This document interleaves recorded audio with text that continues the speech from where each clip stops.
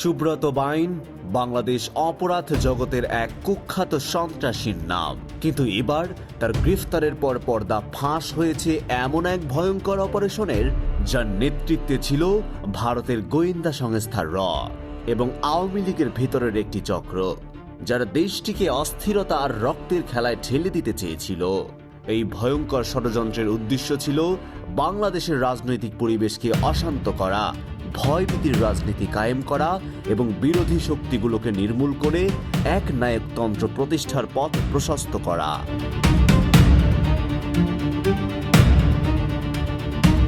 বেশ কিছুদিন ধরেই যাকে নিছক এক পালাতক সন্ত্রাসী ভেবে ভুল করছিল সবাই, সেই সুব্রত বাইন আদতে ছিল এক আন্তর্জাতিক ষড়যন্ত্রের একনিষ্ঠ সৈনিক, যার পেছনে কলকাতা থেকে চলছিল গোয়েন্দা যোগাযোগ, অস্ত্র সরবরাহ এবং হত্যাকাণ্ডের পরিকল্পনা। ঢাকার হাতিরঝিল থেকে যাকে অস্ত্রসহ গ্রেফতার করা হয়েছে, তার পরিচয় এখন আর গোপন নেই। সুব্রত বাইন ভারতের র এবং নিষিদ্ধ সংগঠন আওয়ামী লীগের কিছু উচ্চপদস্থ নেতার ছত্রছায়ায় দীর্ঘদিন ধরে একটি ডিপ স্টেট অপারেশনে কাজ করছিল, যার লক্ষ্য ছিল বাংলাদেশে পরিকল্পিত বিশৃঙ্খলা সৃষ্টি, রাজনৈতিক হত্যাকাণ্ড এবং বিরোধী দলগুলোকে নিশ্চিহ্ন করা। এই গোপন মিশনের অন্যতম পরিচালক র এর কলকাতা স্টেশন চিফ রাজেশ উইকি এবং কলকাতা পুলিশের সাবেক কমিশনার রাজীব কুমার। তারা 1617 দিন আগে নিজ হাতে পাঠিয়েছিল মোল্লা মাসুদকে একটি স্যাটেলাইট ফোন এবং অত্যাধুনিক ডিভাইস দিয়ে, যাতে সে বাংলাদেশে ঢুকে সুব্রতর সঙ্গে মিলে টার্গেট এক্সিকিউশন চালাতে পারে। গোয়েন্দা সূত্র জানায়, এই ফোন দিয়ে ভারতের সঙ্গে সরাসরি যোগাযোগ রাখতেন তারা।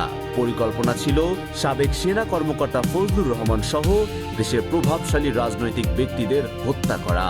সুব্রতর নিজের মুখেই আদালতে উঠে এসেছে, আমি অস্ত্র রাখি কারণ বাঁচতে চাই, যদি বলি অস্ত্র রাখি না তাহলে সেটা মিথ্যা হবে। তাদের টার্গেটে ছিল বিএনপি, জামাত ও এনসিপির শীর্ষ পর্যায়ের নেতারা। উদ্দেশ্য ছিল কয়েকটি হত্যাকাণ্ড ঘটিয়ে দেশ জুড়ে বিশৃঙ্খলা সৃষ্টি করা, যাতে নির্বাচন বানচাল হয় কিংবা জনগণের মধ্যে ভয় ছড়িয়ে কর্তৃত্ববাদী শাসনের পথ তৈরি হয়। হুন্ডির মাধ্যমে কোটি কোটি টাকা পাঠানো হয়েছিল পাশের একটি দেশ থেকে। এই টাকায় সংগঠিত করা হচ্ছিল সুব্রত বাহিনী।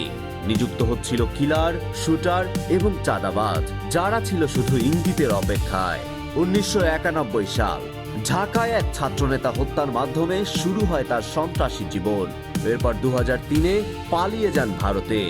বারবার গ্রেফতার, পালিয়ে বেড়ানো আর ছদ্মবেশে আত্মগোপনের মধ্য দিয়ে সুব্রত পরিণত হন এক গোস্ট কমান্ডারে, যাকে ব্যবহার করছিল একাধিক রাষ্ট্রীয় শক্তি একাধিক এজেন্ডা বাস্তবায়নে। এই গ্রেফতারে স্পষ্ট হয়ে গিয়েছে, বাংলাদেশের রাজনৈতিক হত্যাকাণ্ড, বিশৃঙ্খলা কিংবা গুম কোনো বিচ্ছিন্ন ঘটনা নয়, বরং একটি সুপরিকল্পিত আন্তর্জাতিক ষড়যন্ত্র, যার নেপথ্যে আছে ভারতের র এবং দেশের মধ্যেই বসে থাকা সুবিধাবাদী একটি গোষ্ঠী।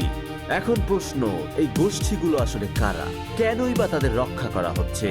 আর সুব্রত বাইনদের যারা এদের হাতিয়ার, তারা কবে আসবে আইনের আওতায়? এই প্রশ্ন আজ দেশের প্রতিটি নাগরিকের।